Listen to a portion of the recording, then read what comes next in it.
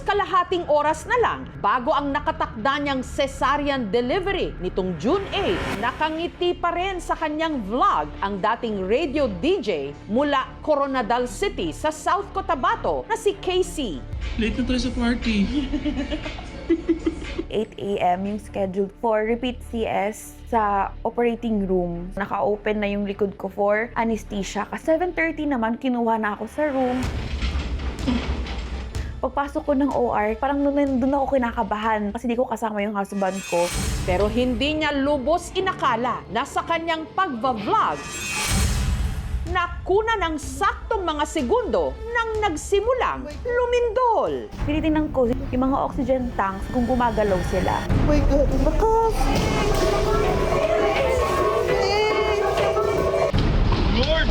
Lord! Nung mga oras na yon, niyayanig na pala ang malaking bahagi ng Mindanao ng magnitude 7.8 na lindol. Tumakbo yung husband ko papunta sa akin sa OR.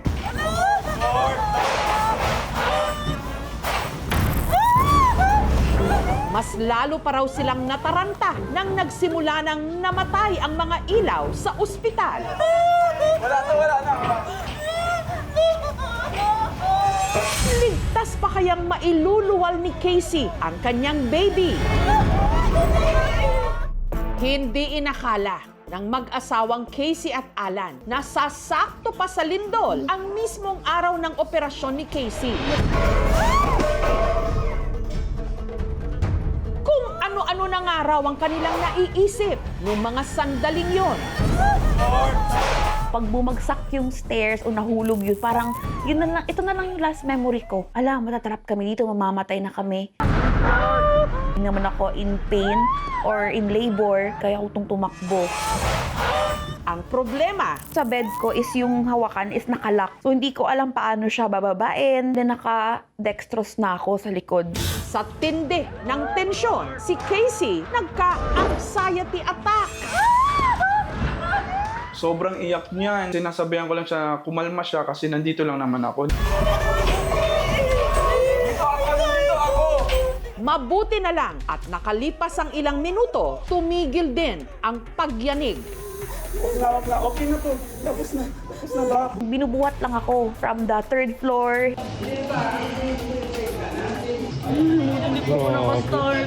Hanggang ligtas na silang nakalabas ng ospital. Sobrang miracle, second life. Kasi parang I was ready na. And parang feeling ko, susurrender na ako kay God. Ito na yun. Kasi habang umiiyak ako at natatakot at that moment, iniisip ko yung anak ko. Si Casey at ang iba pang mga kasamahan niyang pasyente pansamantalang nanatili sa designated evacuation area ng ospital. Lahat naman kami takot. Kailangan namin talagang i-move sila lahat. Stable naman po lahat. Kapag tayo ay inaatake ng anxiety, pinakamadaling gawin is yung tinatawag nating mindful breathing or box breathing. 4 seconds of inhale, unti-unti natin tong ilalabas and then hold ulit bago mag-inhale. Hindi niya inakala na sa ganito mauuwi ang ilang buwan niyang paghahanda. Hi guys! Kakatapos na namin magpa-check up ngayon sa OB and yes! 1 month na ang aking little bean.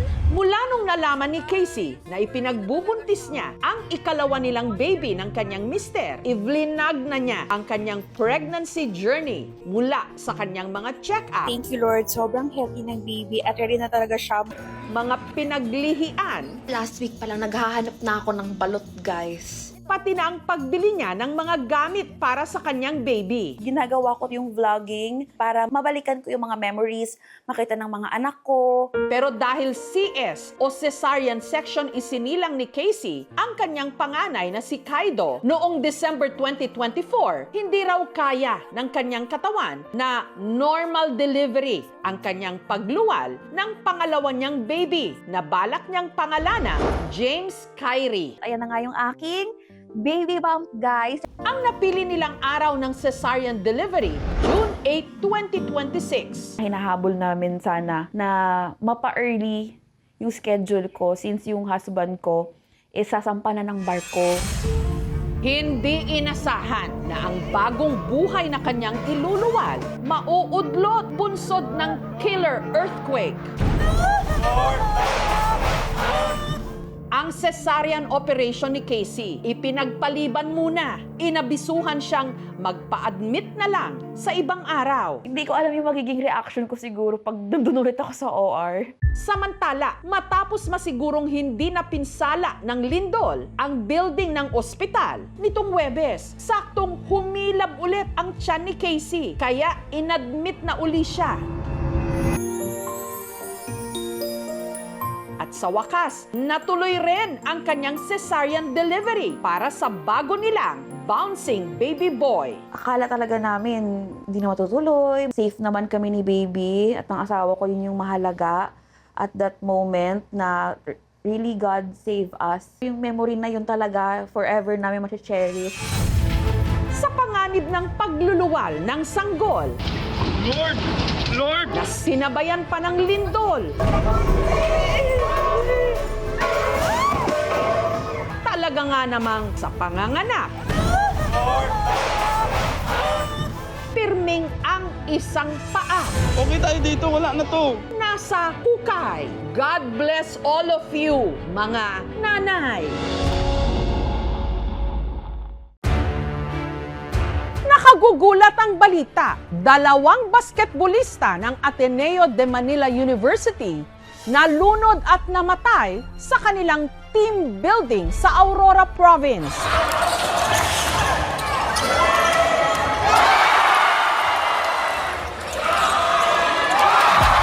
Isa siya sa mga tiningala sa makasaysayang championship match ng secondary boys basketball sa Palarong Pambansa 2025.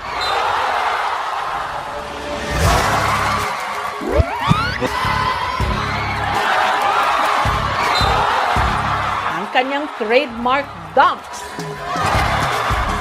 Ang siya raw alas ng Davao Region. Ang rising basketball superstar ng Mindanao, ang 6'4" na si Rene Clerk Bobet Baterbonia. Dahil sa kanyang husay sa hardcourt na iuwi ng Davao Eagles ang kauna-unahan nilang kampyonato sa Palarong Pambansa. 2025 Palarong Pambansa, second-time boys, first place, Ateneo de Davao University. Habang si Rene itinanghal na MVP o Most Valuable Player. Gumawa kami ng history sa Davao Region na champion. Siyempre, masaya ako. Masaya kaming lahat as a team. Simula pa lang ito ng pag-abot ng batang basketbolista sa mas matatayog pa niyang mga pangarap. Dahil sa pambihira niyang galing sa ring, nirecruit siya para maglaro sa Ateneo Blue Eagles ng Ateneo de Manila University. Hindi ka mo sabay, te. Nito lang June 4, mula Mindanao, lumipad siya pa Maynila para mag-training. Present sa kanyang send-off ang ilan sa pinakamalapit sa kanya. Kabilang ang numero 1 niyang taga-suporta, ang kanyang nanay Bebet na nagpabaon sa kanya ng isang napakahigpit na yakap.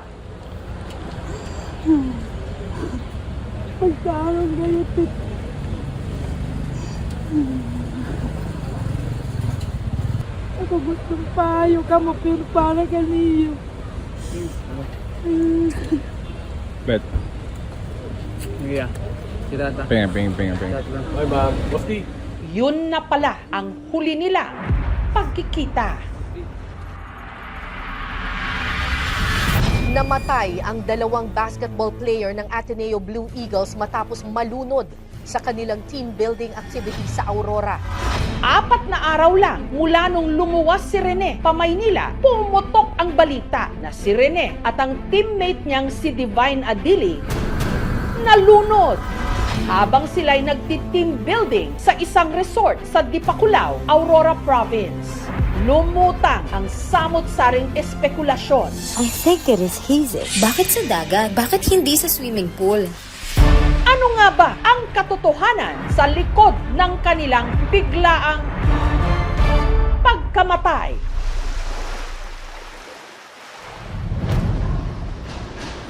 Pasado 1:00 ng hapon nitong Martes, dumating sa Maynila ang pamilya ni Rene. Hindi talaga nila sinabi na magkakaroon ng training na ganun. Kasi kung sinabi pa lang nila, matanong ko na sa anak ko, kaya mo ba yun?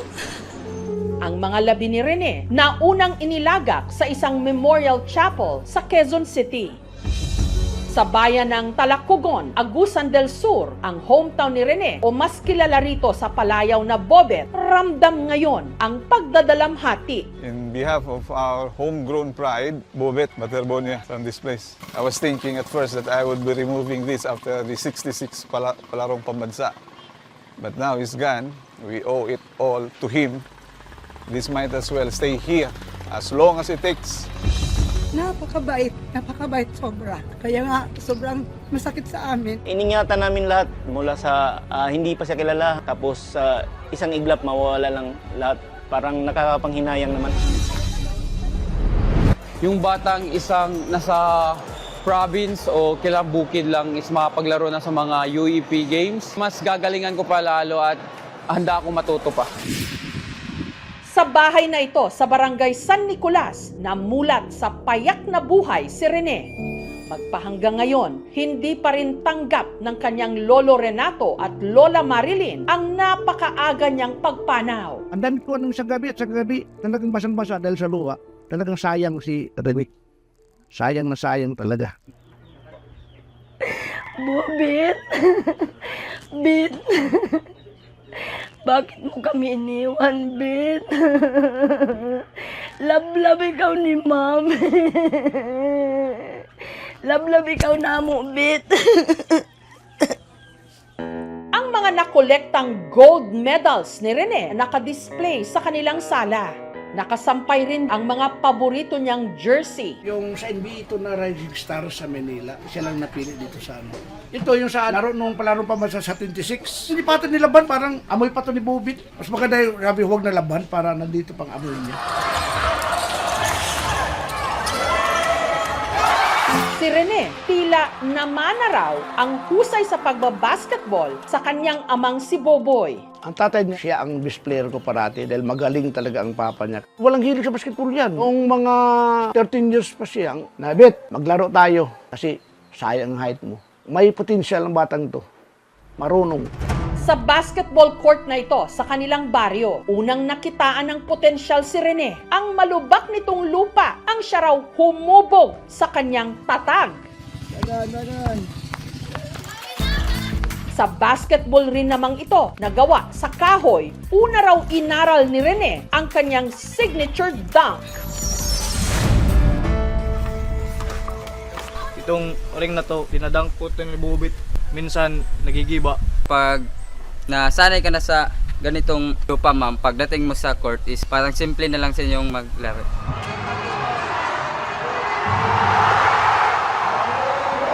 Hanggang sa sumabak na raw siya sa mga paliga sa kanilang bayan. Kahit saan, pupunta kami. Mag-ano kami na sasakyan, kahit magastos. Pag nakahaw kasi na bola, nakasyat sa mga tao, tatayo, palakpak, sigaw. Kaya labis-labis daw ang saya ni Lolo Renato nang nalamang sasabak sa UAAP ang kanyang apo.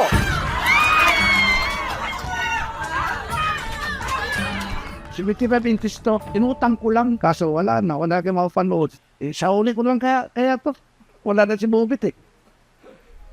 Sayang talaga. Doble ang sakit na nararamdaman ngayon ng mga naiwang kaanak ni Rene sa Agusan. Lalo't hindi raw nila agad-agad na makikita ang kanyang mga labi. Kasuhod na siya. May kasuhod na siya. Kasakit na mapicture na lang ang langkon. Imbis kay Gatson na pa siya. Si Rene, pangalawa sa 7 magkakapatid. Ang kanyang tatay Boboy, tricycle driver. Tindera ng isda ang kanyang nanay Bebet. Ang kanila raw sitwasyon sa buhay ang nagtulak kay Rene na paghusayan pang lalo ang kanyang pagbabasketball. Lalo't ito ang nakita niyang paraan para mahango sa kahirapan ang kanyang pamilya. Pangarap talaga niya makapagtapos ng pag-aaral kung ano mang meron siya para sa pamilya niya, sa mga kapatid niya. Hey guys, ingat!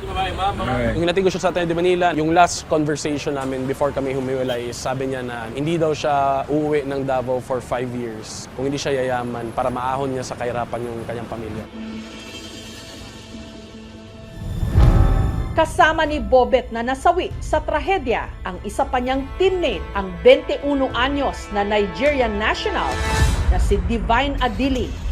Mula Nigeria, nakipagsapalaran si Divine sa Pilipinas para rin sa kanyang pangarap na maging basketball player. Always want to give 100%, so no excuses. Una siyang sumabak sa UAAP Season 88 kung saan marami siyang pinahanga. Kaya maraming taga-suporta niya ang nag-aabang pa naman sa kanyang pagbabalik court na hindi na mangyayari. Ang mga magulang ni Divine na sina Elias at Ifioma Adili nakapanayam namin. From childhood, he decided is basketball, and because he noticed he has the height, he was in the Philippines to play basketball and then again to go to school for studies and basketball. His last message to me was that everything is going to be fine. He will take care of his siblings as he used to. We are about to go to church. I called him to know if they have gone for the camp. He said they will be going on Sunday. I just prayed with him. I didn't remember that I told him to stay safe, and he said, all right, there is no problem. He asked of the siblings, and I told him that they are fine. Hiling ng pamilya ni Divine na ma-autopsy ang kanyang mga labi. First of all, we saw there's something on internet. That's how we got to know about it, and we are not happy with that because he's somebody's son. Somebody's child, and we ought to be informed of anything before it goes out to the media. Yes, Ateneo has called about the incident. It was after I'm aware of it. Nakikipag-ugnayan na raw ang embahada ng Nigeria sa pamunuan ng Ateneo at sa mga otoridad. Honestly, I do not even believe that I will survive that particular point. It's as if the world have shattered. That there is nothing left for me again. May mga nauna na raw kasing espekulasyon na hindi lang ordinaryong team building ang nangyari sa Aurora. Kasi akala ko training lang na nga. Hindi military training. Ano ba yun? Grabe siya magpa-training. Ang pinag-ugatan nito ang naungkat na podcast interview ng dating miyembro ng Ateneo Men's Basketball Team kung saan inilahad niya ang pinagdaanan niya sa isa raw intense training. Para siyang bootcamp talaga, walang basketball. First night natin, mayroong siren at 4 a.m. As in, kailangan nyo talaga gumising. Punta kayo sa beach, parang pupag-push-upin kayo. Para talaga pang sundalo yung...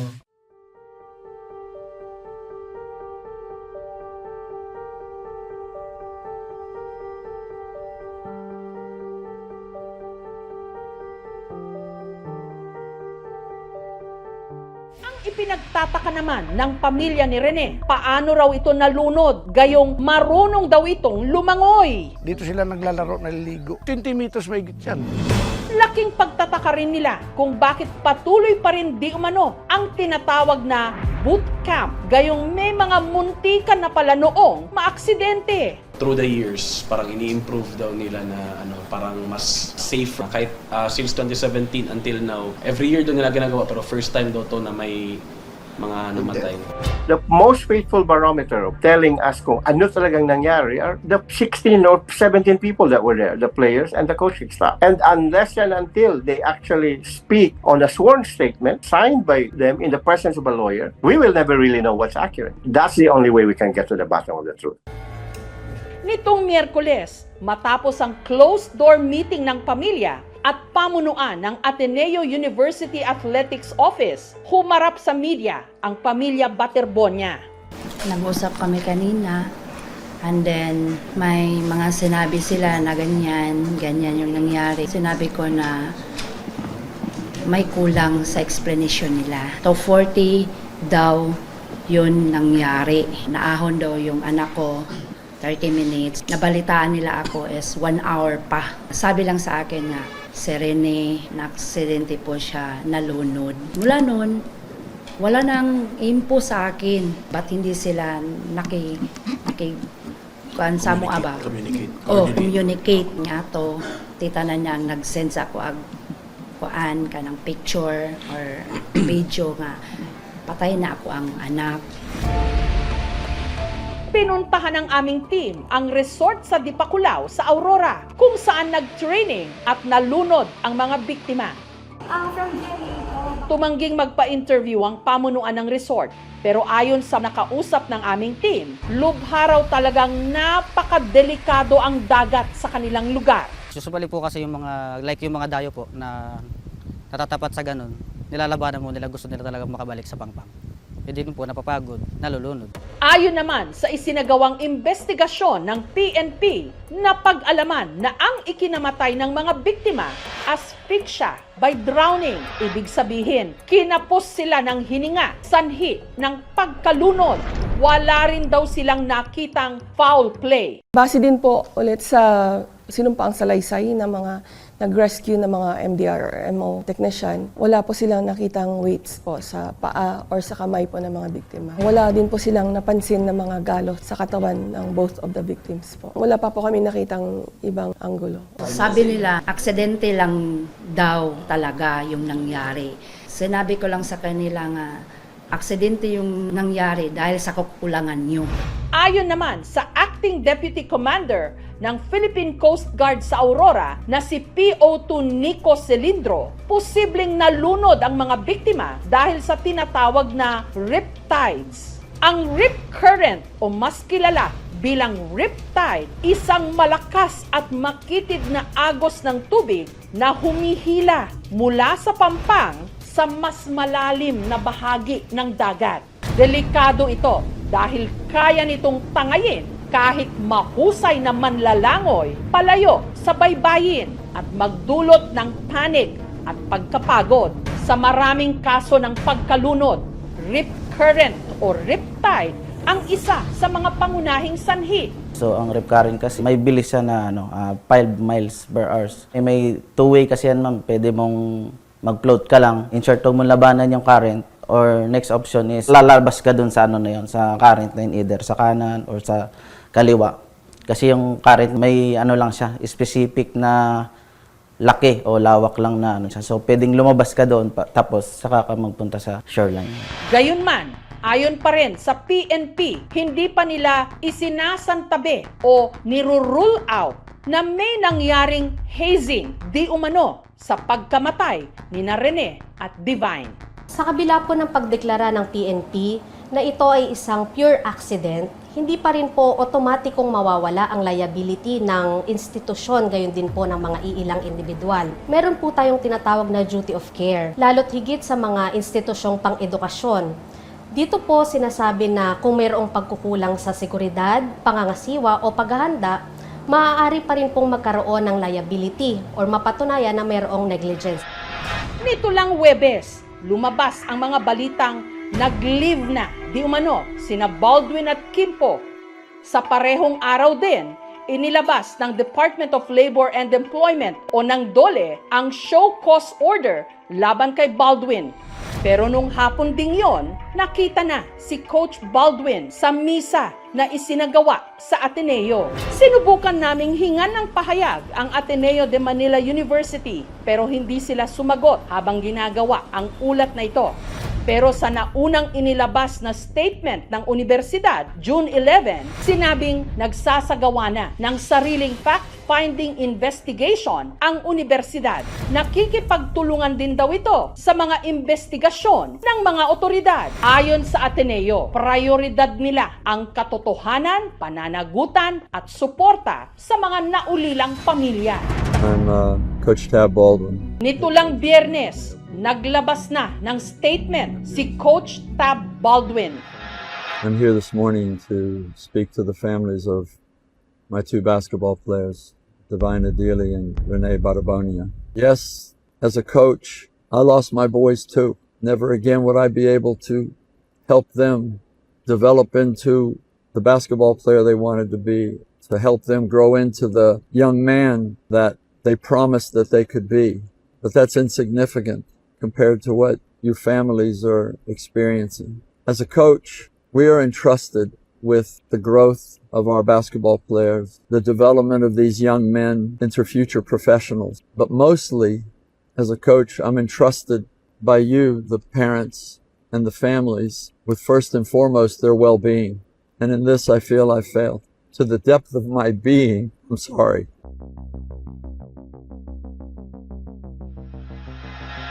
Di mo madadala sa apologies ang kamatayan ng anak ko. Huwebes ng gabi, sakay ng private plane, inilipad ng pamilya Baterbonia ang mga labi ni Rene pa Davao. Dito sa Ateneo de Davao Senior High School sa Bangkal Campus, kung saan siya nag-aral ng senior high school, pansamantalang ibuburol si Rene. Na-idol ko si Rene at pagkamatay niya, hindi ko na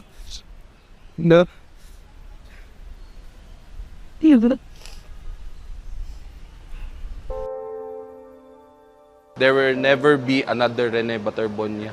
Rene, kung saan ka man, alam namin na sa maayos na kamay ka, kami na bahala dito. Para sa kanya palagi yung laro na gagawin namin as a team. Lahat ng laro namin, iaalay namin sa kanya. Sa akong parents, thank you kayo sa pagsuporta sa kuha. Kabalupod ko nga, grabe po yung sacrifice sa kuha. So maningkamot ko nga mabalos na ko totalan sa inyo. Anin pa itong mama, anin ba itong mga medal niya? Wala na. Wala na, hindi na madadagdagan yung medal niya, mama.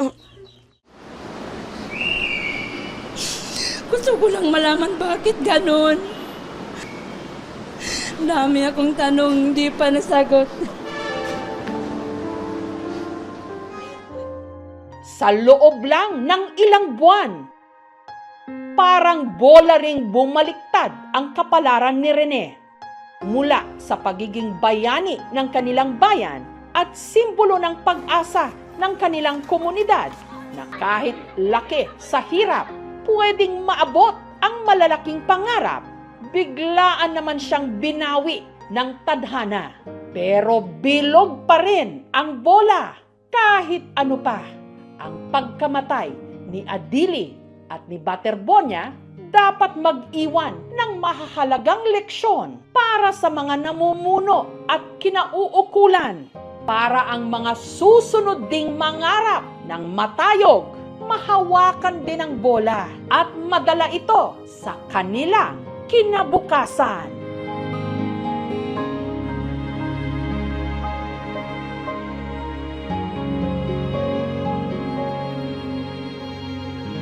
Ako si Rene Clerk Baterbonia, usa ka proud Agusanon athlete, and I believe talent and hard work can open doors to greater opportunity. Just a kid with a big dream.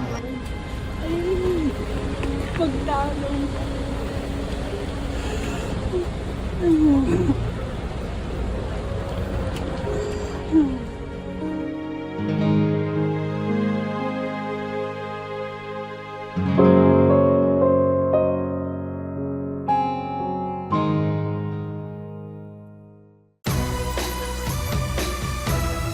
Siya ang bida sa sikat na Chinese vertical drama na si Linda Walker, si Zhang Yingfei. Bumisita sa Pilipinas at nagbigay ng mensahe sa ating mga kabataan ngayon. 사랑해. 사랑다고?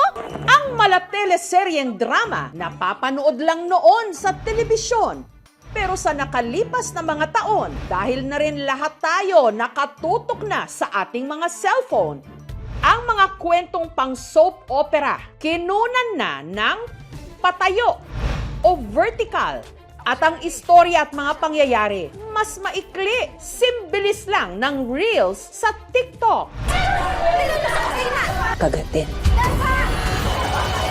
Pero ang kwento at production, nakikipagsabayan.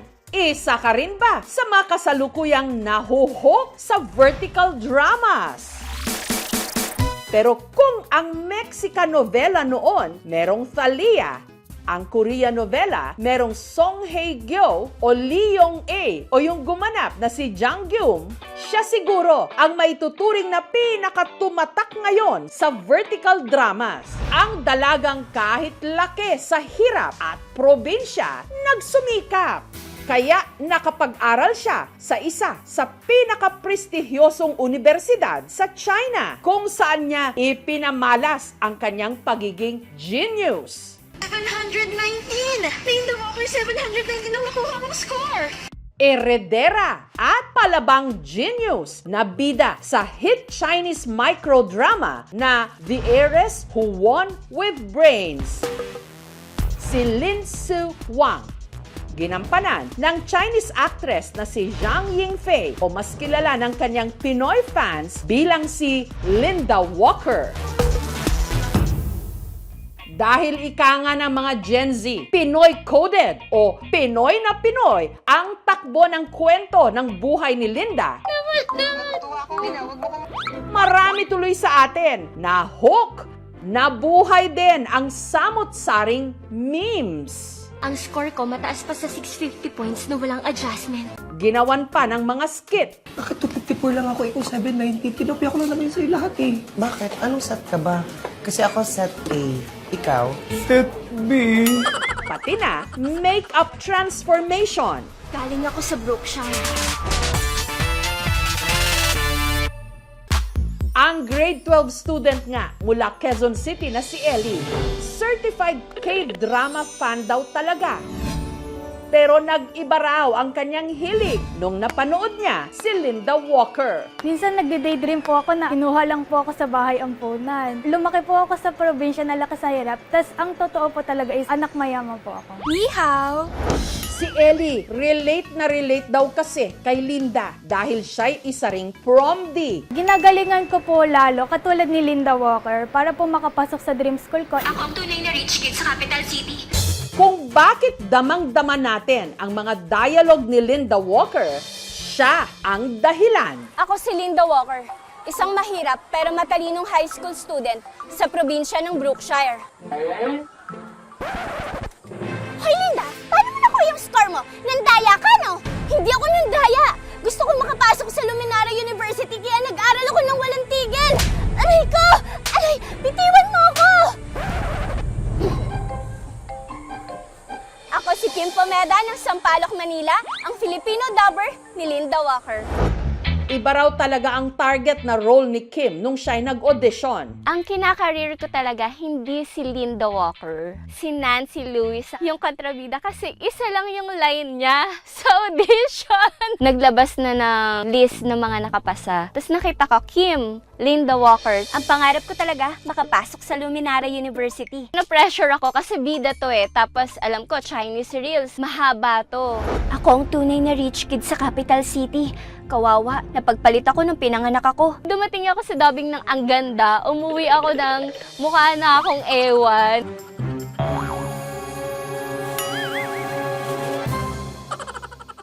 Di nga ako makapasok mismo sa top 1,000 dito pa sa Luminara. Kaka-relate ako sa kanya. Kasi parehas kami na maldita pero in a good way. Lalaban ako kasi inaapi mo ko.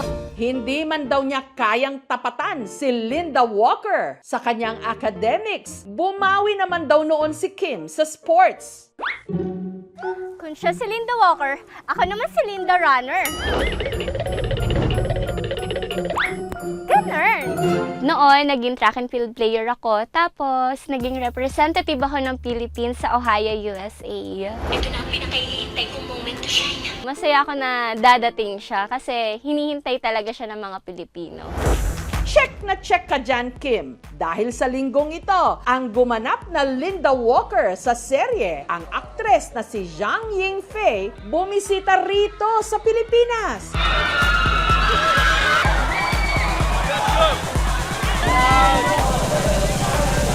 Para i-promote daw sa mga estudyanteng Pilipino ang kahalagahan ng edukasyon. Gusto ko pong batiin ang lahat na pagbutihan ng pag-aaral to strive for excellence. Sobrang saya po kasi napapanood lang po namin siya sa Reels. Ngayon, nakita po namin siya ng personal. We love you, Linda Walker! Nitong Martes, nakapanayam ko naman si Zhang Yingfei. Hi, my name is Jessica. Jessica. Yeah, hi, hello. Hello. It's nice to meet you. Nice to meet you. Yeah. How should I call you? Feifei. Feifei. Feifei, thank you very much for this interview. Xie. 谢谢. Yeah, and they know you as Linda Walker or Lin Si Wang, but who is Zhang Yingfei in real life? How would you like to introduce yourself to our Filipino viewers and followers? 中国演员. Isa akong Chinese actor at isa rin palang musical actress po ako. Hindi pa masyadong hinugang marketing for musical. Pero actually, sa China, marami-rami na rin po ako nilabasan na short dramas na nag-trend naman. Masaya ako makilala kayong lahat. Can you tell me how you landed the role of Lin Si Wang or Linda Walker? Bago po i-shoot, yung The Heiress Who Won With Brains, cast po ako sa isang project. Para yon sa ibang production house. Yun nga lang, for some reason, hindi na daw ako kasama dun sa project. Undergrad pa ako nun, kaya syempre nalungkot ako. Pero daw baka blessing in disguise. Sobrang tagal ko po talagang naghintay ng feedback sa project na yon. Sobrang swerte ko talagang makasama ako dun sa palabas. Kasi very inspirational. Yung message about education, nakakapagpabago ng kinabukasan. May future pag may alam. Kaya hindi lang to basta-bastang palabas lang. Napapaisip yung mga tao. At para sa akin, importante yon. Napakalaking bagay talaga. At ikinararangal ko ito. May gusto po pala akong idagdag. Gusto ko pong humugot galing dun sa drama. Gusto kong i-share sa lahat ng kabataang Pilipino na ang pagsubok hindi mo dapat katakutan sa buhay. Basta nagsusumikap ka at magtiyaga at unti-unting pinagbubuti yung sarili. Basta mag-aral mabuti. Maganda ang kinabukasan naghihintay para sa'yo. You make geeks and nerds cool.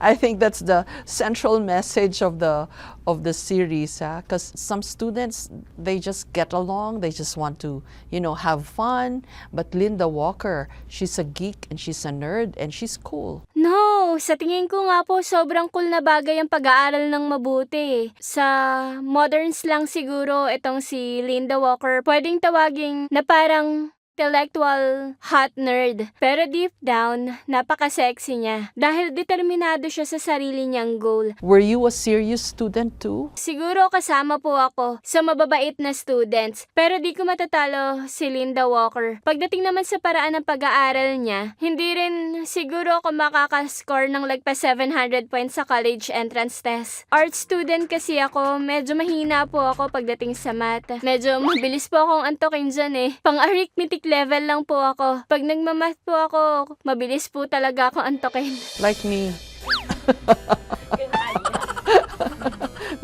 we don't like math. People think that Chinese people are generally good in math. Siguro, yung ibang tao, mas mahusay siguro sila sa math. Pero ako naman siguro mas magaling sa liberal arts, like Chinese language, history, politics, at iba pa. Yun nga lang, pagdating sa math problems, naninigas ako. Dahil si Linda Walker ang may pinakamataas na score sa exams, sulitin na rin natin ang pagbisita ni Zhang Yingfei sa pamagitan ng pa-surprise quiz. I'll ask you some questions and we'll see if, you're as smart as Linda Walker, yeah? I understand. Okay. True or false? Is the Great Wall of China visible from space with a naked eye? No. No. Correct.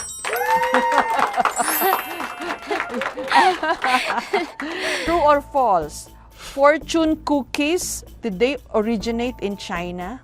No. Fortune cookies? No. She's really smart. Yeah, correct. Outside of China, which country is home to the world's oldest Chinatown? Here, that's true, Philippines. Imagine we have the oldest Chinatown. What is the capital city of the Philippines? Manila. Yep. Manila. Yay! Last question, what is the value of pi? Sasagutin ko yung value of pi? Ganun ba? Okay, sige.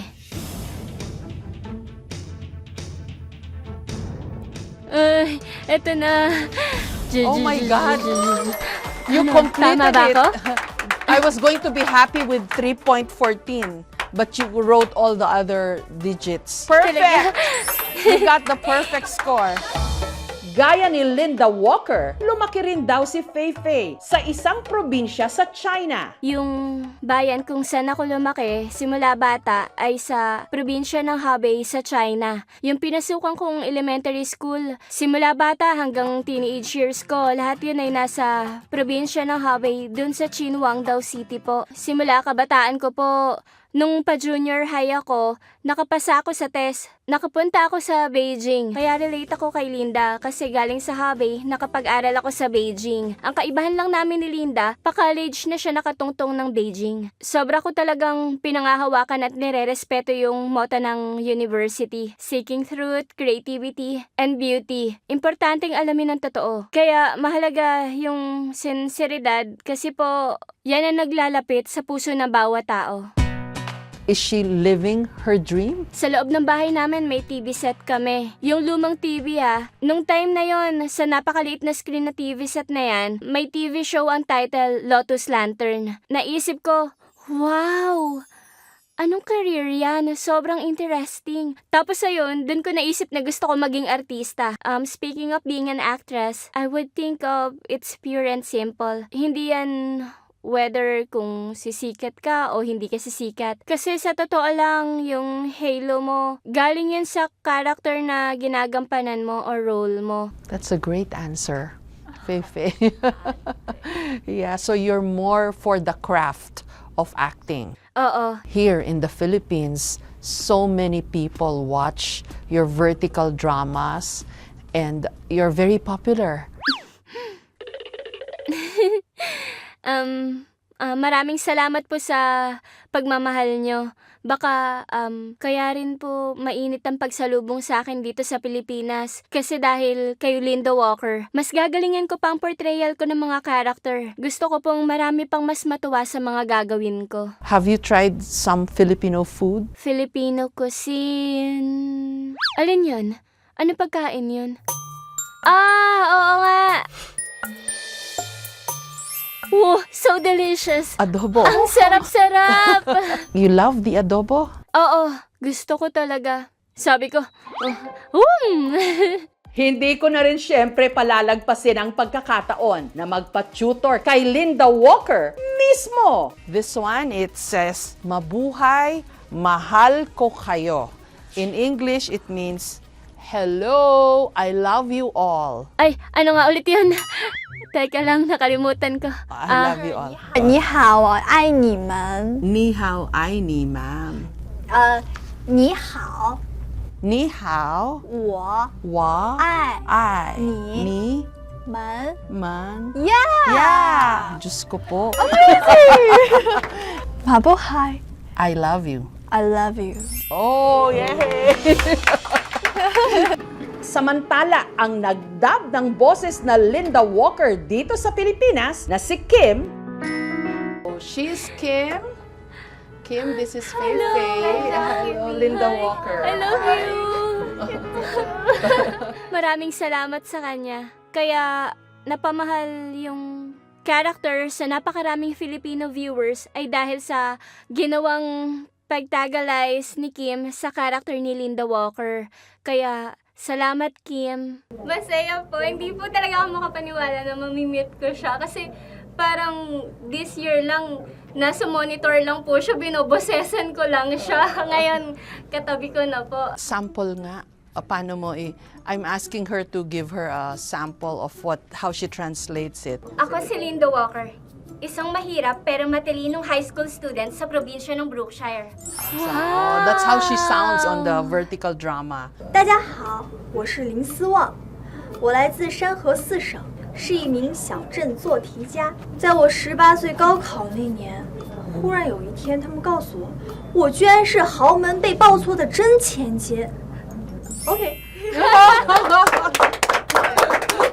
pag teleserye o telenovela, yung plot aabangan natin sa susunod na episode. Pwedeng bukas, pwedeng next week. Unlike kapag microdramas, pwedeng tapusin mo na agad yung buong plot sa isang upuan. Napakahalaga ngayon ng edukasyon para sa mga kabataan. Sana din pag-igtingin natin yung mga materials at saka yung quality education, yung oras ng pagpasok ng mga bata. At kung hanggat maaari, mas dumami pa ang mga teachers. This is soft power, especially by promoting your vertical drama.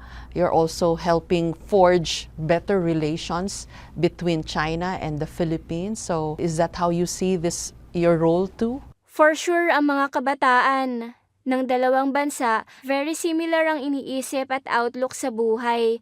Kaya kapag maganda ang sining na magawa, magsisilbi tong tulay at connection. Dahil kapag malapit ang kaugalian ng dalawa, nakakapag-transmit ng magandang sining ng energy na nararamdaman ng lahat. Maraming salamat. Salamat, as we say in the Philippines, xie. Thank you. Ang Korea! At ngayon naman, pati na ang China. 大家好，我是林思旺。 Dinadaan ang mundo, pati tayong mga Pilipino, sa tinatawag na soft power. Iniimpluwensyahan sa pamagitan ng kanilang klase ng entertainment. 719! Linda Walker, 719 ang nakuha mong score!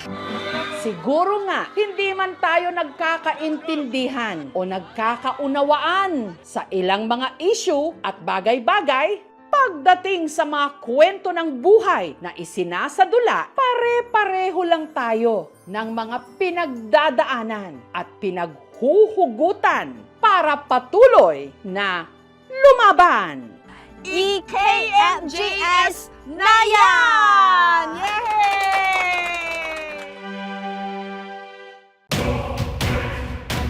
Madalas, may mga lindol sa iba't ibang bahagi ng Pilipinas. Pero sa loob ng 5 dekada o 50 taon, ngayon lang may tumama ng magnitude 7.8 sa malaking bahagi ng Mindanao. Kamustahin natin ang ating mga kababayan doon.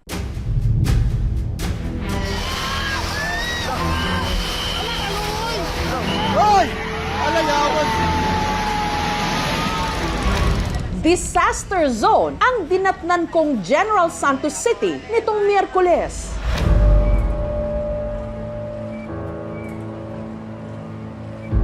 May mga building o gusaling gumuho. Bagamat tuloy pa rin ang gulong ng buhay, maraming pamilya ngayon ang nagluluksa para sa mga buhay na hindi na isalba.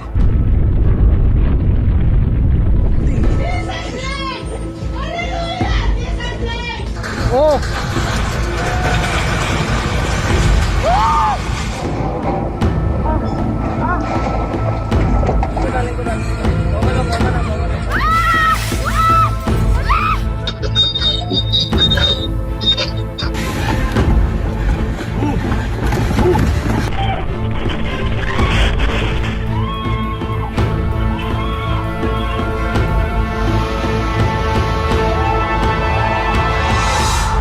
Ito ang mga iniwang bakas ng 7.8 magnitude na lindol, pinakamalakas na tumama sa ating bansa sa nakalipas na kalahating siglo. Dito po sa area na tinatawag na Soc Sargent o ang South Cotabato, Sultan Kudarat, Sarangani Province at ang General Santos City, kung saan po naitala ang epicenter o sentro ng lindol. Kasing lakas daw po yan ng lindol na tumama sa Luzon taong 1990. Bagamat ayon po naman sa rehistro ng US Geological Survey, ito raw ang pinakamalakas na lindol na tumama sa Pilipinas sa loob ng 50 taon. Ang ipinagpapasalamat na lang ng marami, nangyari ang lindol umaga ng Lunes. Nakapasok na ang mga bata sa first day of classes, bagamat wala pa sa loob ng kanilang mga classroom. Sarado pa rin ang mga mall at commercial establishments. Kung nagkataon, baka mas marami pa ang nagbuwis ng buhay. Minatrap! Tao! Minatrap!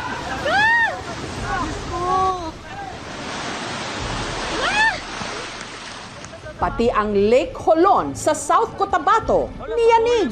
Olo! Bas! Wala lang slide sa campsite! Wala sa kulip pa, Jud! Ang sementadong pantalan sa Balut Island sa Davao Occidental nabiyak. Halika na! Halika na! Ang General Santos International Airport isinara matapos ang lindol. Bumagsak ang kisame nito. Isa pa ho sa mga makikitang epekto nitong lindol ay itong mga malalaking bitak ng lupa dito po mismo sa General Santos City. Ang sabi ho kasi nila, yung lindol daw po na tumama rito ay sanhi ng paggalaw ng Cotabato Trench na isa raw ho sa pinakaaktibo dito sa ating bansa. Kapansin-pansin lang po na yung mga nagtamo ng medyo matinding pinsala, yung mga konkretong istruktura, katulad nga ho nitong grocery na ito.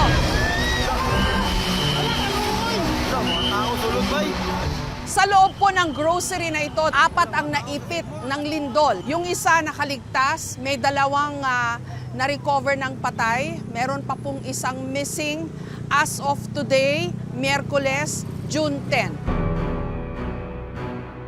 Ang bukod tangi namang nakaligtas sa pagkakatrap sa gusaling ito, si Jmar. Hanggang ngayon, sariwa pa sa kanyang alaala ang bangungot na kanyang nalusutan. Paano ka nailigtas? Sa pushcart, pati yung timbangan. Pero ipit na ako nun, ma'am. Yung pwesto ko nun, ma'am, parang tinapan na nakaganyan na lang, ma'am. Tapos, hindi ka nakatakbo palabas, di ba? Kinuha ka nila dun sa loob. Yes, ma'am. Mga 40 minutes before pa ako maligtas. Ang nasa isip ko nun, ma'am, na dapat mabuhay pa talaga ako, ma'am. Ba? Malapit lang dito sa Gumuhong Grocery, meron namang inilagay na parang mga tent para po dun sa mga kamag-anak ng mga naipit sa loob. Umaasa na sana may makuha pang buhay mula doon sa guho. Diba ang nanay tingin sa anak na nawala. Dapat ako ang unang mamatay, hindi sila. Hanggang noong Miyerkules, umaasa sina Morphy na makukuha mula sa guho ang kanyang kapatid na si Babylin. Manager ng grocery na mula Cotabato City, napunta lang daw dito sa General Santos City para magsagawa lang ng tinatawag na stock inventory.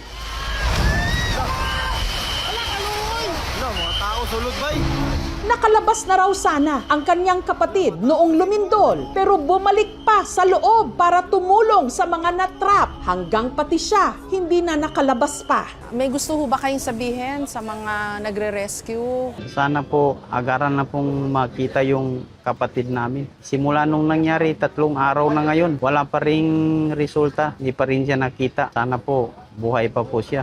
Dasal ano ho? Oh. Inshallah. Assalamualaikum warahmatullah. Kinagabihan, sa wakas, nahanap na si Babylin na noon malamig ng bangkay. Ito daw po si Nana, isang rough collie. Nakatulong daw po sa paghahanap ng 2 missing na naipit dito po sa grocery. Yun lang, patay na nung nakuha yung mga bangkay. Pero good job, Nana! Good job! Sa viral videong ito, makikita ang paglabas ng mga service crew ng isang fast food chain na nasa 3 palapag na commercial building. Ilang segundo lang, gumuho ito na parang kastilyong buhangin. Hanggang lamunin ng alikabok ang paligid. Ito na lang po ang naiwan o natira. Kapansin-pansin lang po na yung katabi naman niyang gusali, okay. Pati ho yung simbahan dito po sa kabilang bahagi ng fast food chain. Kumusta po yung operations nyo dito? As of now, ma'am, naka-red alert status po yung Bureau of Fire Protection kasama po ng mga ibang agencies. Naka-deploy po lahat sa mga areas natin dito within Region 12. Nagsagawa ng search and rescue ang Bureau of Fire Protection sa Gumuhong Gusali. Tao, labas! Labas! Labas! Manatap! Sa loob, nakita nila ang bumagsak na kisame at iba pang mga parte ng istruktura. Naroon din ang isang lalaking nakasuot ng dilaw na parang may sinisilip. Online, napagkamalan pa siyang kawatan. Yun pala, isa siyang bayani, si Tatay Ramon, na nakapagligtas ng 2 tao mula sa gumuhong gusali. Paglakas ng lindol, doon ako dyan sa katrabaho sa City Hall na bago. Tapos nagsigaw yung kasama ko na yung bumuo. Nakatrain ako sa Philippine Army sa reservist. Pagpunta ko doon sa tapat, may nakita ko sa salamin, may kaway-kaway doon sa salamin, sarado. Tinulungan namin na ibain yung pinto. Kaya nakalabas yung matanda na babae. Bumalik ako doon, sumigaw ako kung mayroon pang tao sa loob. Tay, salamat sa ginawa ninyo ha. So may 2 buhay po kayong naisalba dito po sa Lindol.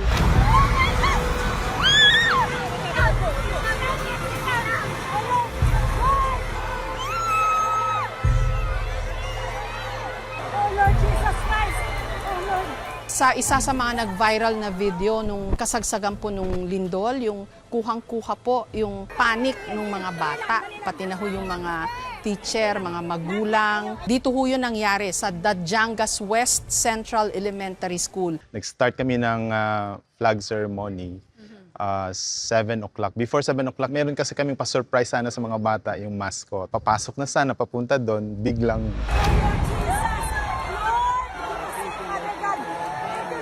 Hindi na ho nila nakita yung mascot. parang dito lang banda yung mascot. Oo, tas lumindol na. Ano hong movement? Malakas talaga. Paano pa? Sideways? Parang pag ganon, tapos So all Yes, directions. Oh. Saludo sa mga guro katulad ni Teacher Nika na may presence of mind na nagawang yakapin ang kanilang mga estudyante para protektahan sa lindol. Paano nyo pinakalma yung mga bata? Nung training po namin for mga earthquake drills, kailangan po namin unahin yung kapakanan ng mga bata po. Yun po, the cover and hold, then yung body po namin mismo ang aming pinang-cover po sa mga bata. Kahit alam naman po namin, hindi po namin makakover ang lahat. Paano nyo ho na-manage po yung sitwasyon na lumilindol, sumisigaw yung mga bata? Unang-una po is yung presensya po talaga. Kahit po, ako mismo, ang anak ko nandyan lang po sa labas ng gym, dyan po ang room niya. Pero inuna ko po yung 44 students ko po na isalba.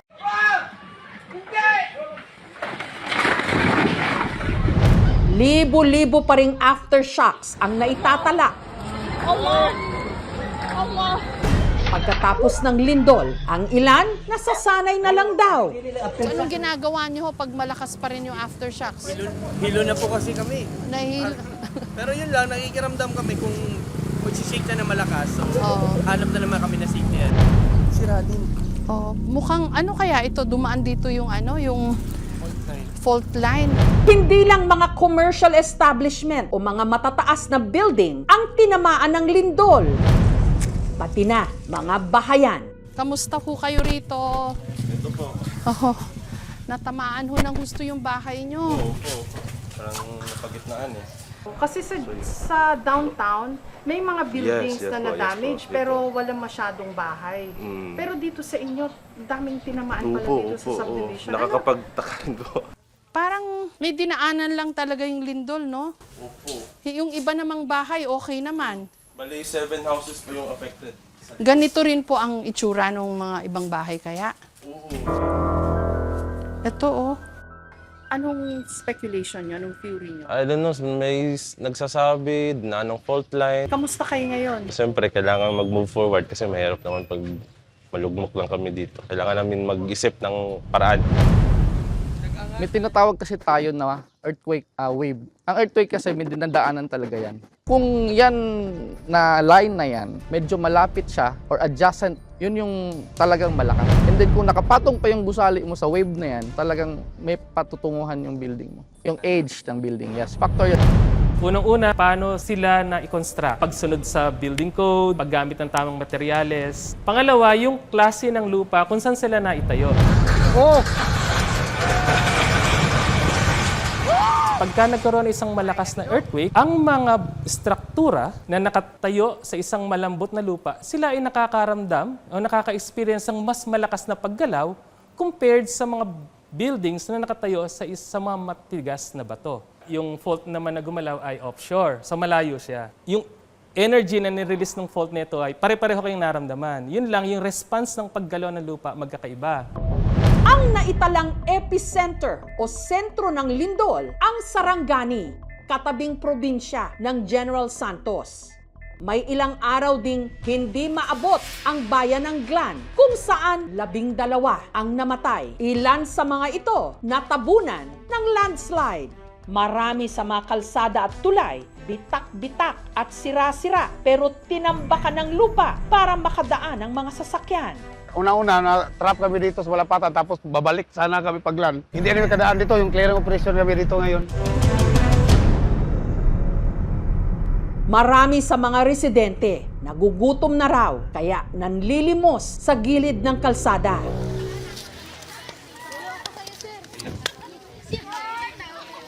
Maghintay kami para may maawa sa amin na tumulong sa amin kasi kailangan kami ng tubig at saka bigas kasi hindi kami makadaan na bumili sa Glan kasi sira ang daanan namin. Ang lumang munisipyo ng Glan, pinadapa rin ng lindol. Ang katapat nito, ang ginawa ngayong evacuation center. Hindi na matulugan yung bahay namin. Sana po matulungan po yung mga wala ng matuluyan na bahay. Ang bahay na ito sa coastal barangay ng Glan nahati. Ang katabi, halos mapulbos. Kabilang sa mga nadaganan ng pader, si Mary Joy na pilit daw iniligtas ng 15 anyos niyang anak na si Ayesha. Nakayuko naman siya sa kanyang nanay. Binaklas namin yung simento para makuha sila. Nadala pa raw ang mag-ina sa ospital. Pero si Ayesha, kalaunan, namatay. Naipasok pa sa ICU ng ospital si Mary Joy. Pero nito lang Biyernes, binawian na siya ng buhay. Wala namang sakit sa puso. Pagdating ko rito, natubuhan na. Hindi yan, mahal ko yung anak ko. Yung gustong tumulong sa akin, tumulong. Hindi naman pera yung gusto ko basta pangpalibing lang. Si Nanay Visitasyon naman, hindi pa rin maproseso o mawari ang pinagdaanan niyang trauma. Lalo't personal daw niyang nakita kung paano nabagsakan ng pader ang dalawa niyang apo at manugang niyang si Karen. Sige naman ako aginor, gadi naman ko katindog. Kusog na kayo ang linog na. Pag singgit na ko, naya ni Ari, matabang po ba? Kapiti naman akong singgit nahagsa itong duha ka, kuan diha ka, siminto. Pag mahagsa ito, ingon man itong inahan, tabang ma. Ang balain naman ni Nanay Visitasyon na si Ronnie, pilit ding hinanap sa gitna ng guho ang kanyang anak na si Karen kahit napakadelikado. Hindi ko kasi alam sir ang gawin ko Kung ano gagawin ko sa aking apo at saka yung anak ko sir tatlo sila.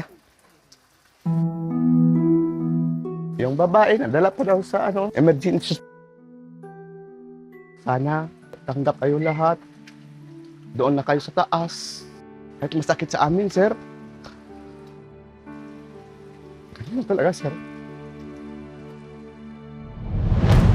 Si Richelle, dobleng kamalasan daw ang inabot nung araw na yon. Matapos kasing malindol ang kanilang bahay, nasunog pa.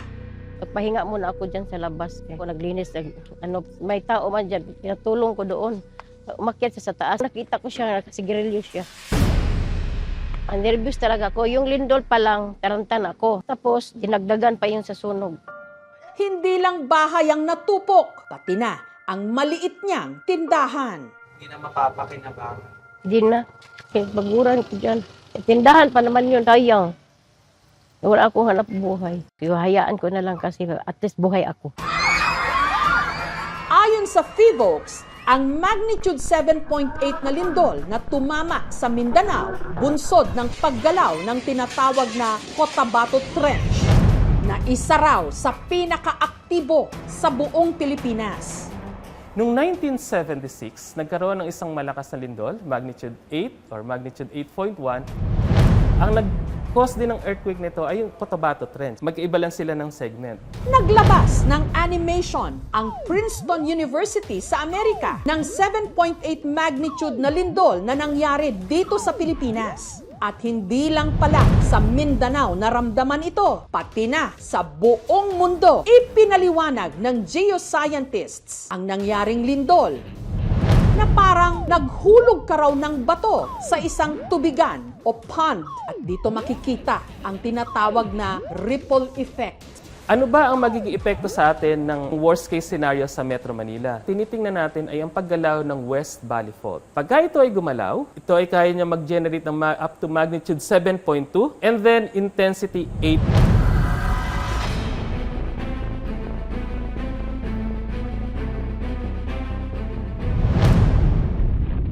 Walang makapipigil sa lindol. Hindi rin mahulaan kung kailan ito darating. Ang pwede lang gawin, paghandaan ito para maiwasan ang pinsala at pagkamatay. Hoy! Alayawan! Hoy, Minen!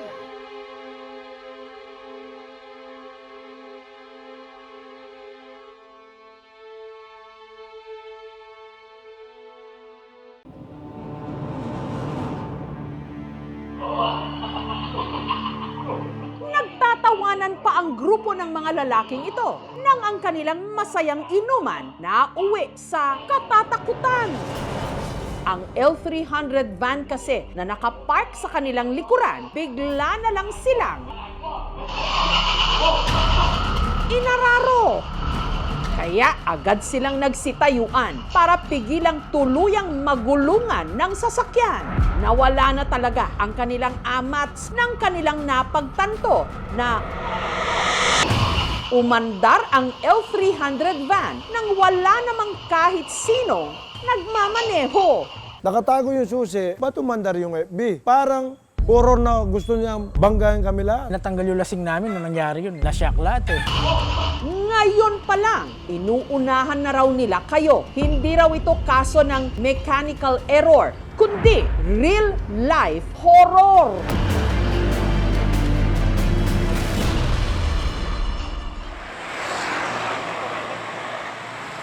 Ang insidente nangyari nitong nakaraang linggo sa garaheng ito sa Santo Tomas, Pampanga.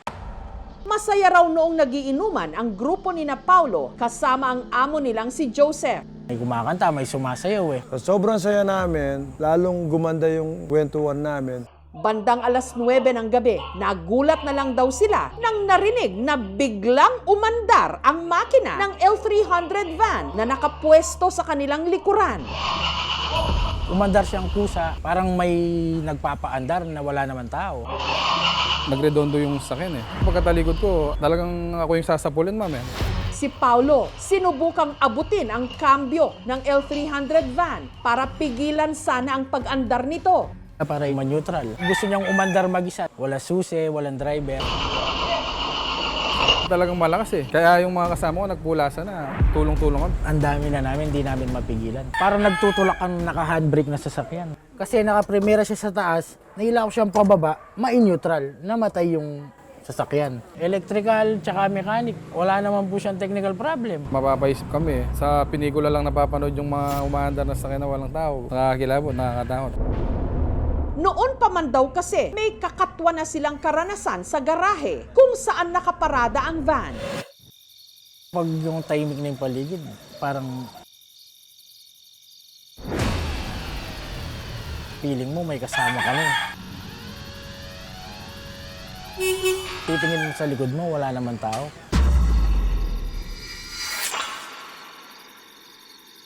Parang may sumusunod sa'yo pag lumalakad ka.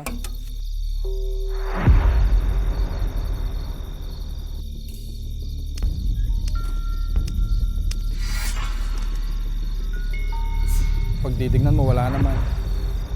Diyan sa may CR namin, diyan sa may likod. Diyan sila naglalaro. Parang yapak na mga bata talaga. Hindi lang isa, mga dalawa, ganyan yung tumatakbo sila. Lalo pang nakadagdag ng kilabot na sa mismong garahe pala ni na Joseph, may pagawaan din ng kabaong. Negosyo ito ng kaibigan ni Joseph na si Joey. 2 months pa lang ko dito. Sabi niya sa akin, pare, dito ko na lang, mas maganda rito. Once na umulan man, umaraw at bumagyo, wala kang problema. Si Joey rin daw ang may-ari ng L300 van na madalas din daw nilang gamit sa pag-deliver ng mga ataol.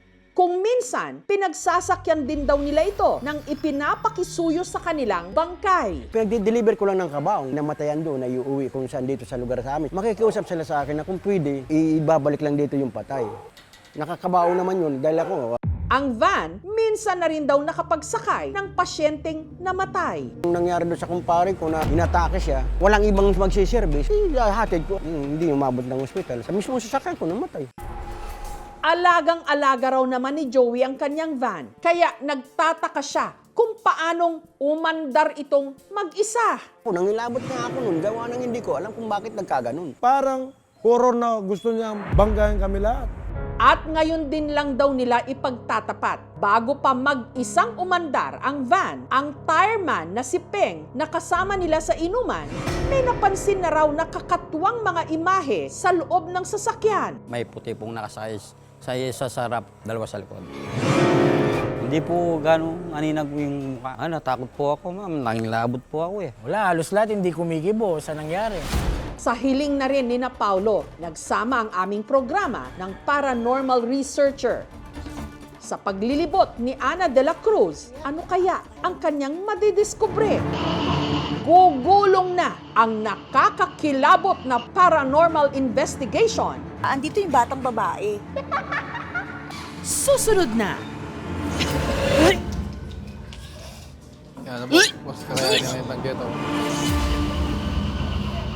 Ang good time ng magkakatrabahong ito sa Santo Tomas, Pampanga na uwi sa horror time nang ang nakaparadang L300 van sa kanilang likuran, bigla na lang silang inararo kahit wala namang nagmamaneho. Natanggal yung lasing namin nung nangyari yun. Wala, halos lahat hindi kumikibo. Dumagdag pa sa kanilang takot at di umano nakita ng kasama nilang si Peng sa loob ng sasakyan.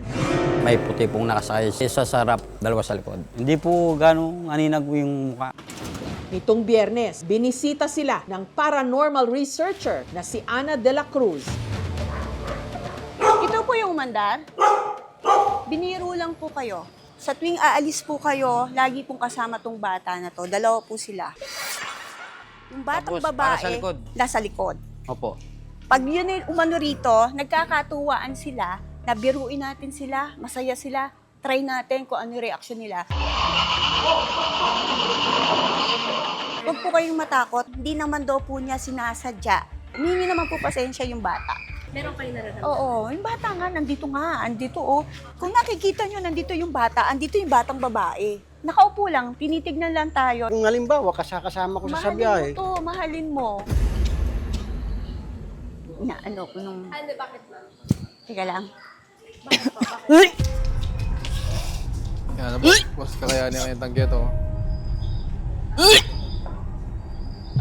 Ayun, boss, ano niya nakikita? Pag nakaramdam po kayo ng mainit, sabihin nyo lang po bari-bari apo. Hindi po tayo dapat matakot sa mga ganyang mga espiritu. Sa buhay po tayo matakot. Yung akala namin nakakakalang na nararamdaman namin, totoo pala. Chinek din ang van ng eksperto sa makina ng sasakyan. Yung sasakyan ba before, nag-undergo na siya ng electrical repair? Wala, matagal na, hindi pa napapalitan yung mga electrical. Kapagtaka naman sir, bakit kumandar ng walang susi, nakasabit yung susi? Yung tinitignan na sa side ng electrical malfunction. Tinignan ko yung flooring kung saan nakapark yung sasakyan at patag naman siya. Rare itong umagantong kaso. Hindi ko siya may tuturing na paranormal. Yung pagbukas ng makina kasi nagkakaroon ng ignition sa loob ng sasakyan. Nag-start lamang ito kapag nagkaroon ng electrical supply or power doon mismo sa sasakyan.